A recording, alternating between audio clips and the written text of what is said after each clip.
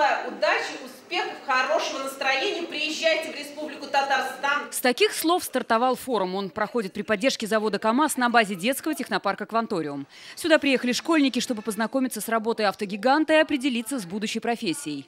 Цель – популяризация современного производства, того производства, в котором действительно сейчас молодой человек будет работать. Потому что представление давнее о том, что на завод прийти – это, в общем-то, работать на станке, оно уходит в прошлое.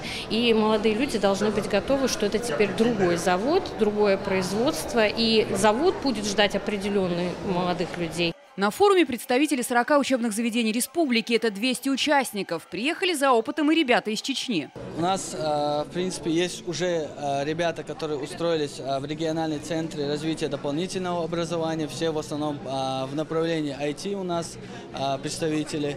И мы пытаемся развиваться в этом направлении. Хотели бы тут тоже наладить отношения с ребятами, представителями IT-сферы, IT-направления. Первый форум прошел 7 лет назад в Томске. Открывал его тогда, будучи министром труда, Максим Топилин. В этом году он тоже в числе почетных гостей.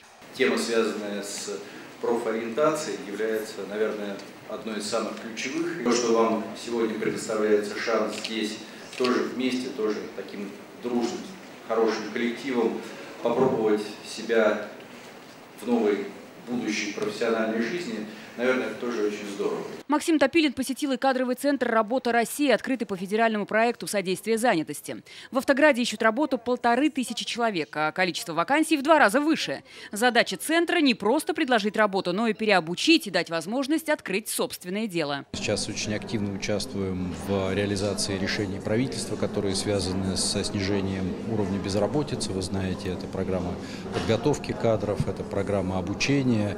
Это возможность компаний привлекать к себе, в том числе и безработных граждан. Для нас очень важно вот этот опыт, который есть в Татарстане, а Татарстан всегда был такой передовой площадкой для нас. В рамках форума Максим Топилин встретился с Эльмирой Зариповой, с министром труда Татарстана. Они обсудили создание рабочих мест на участке РЖД в Набережных Челнах. Светлана Звонарева, Ильшат Аюпов, Петр Греков, ТНВ, Набережные Челны. Закажи рекламу на ТНВ. Телефон в Казани 5 705 100.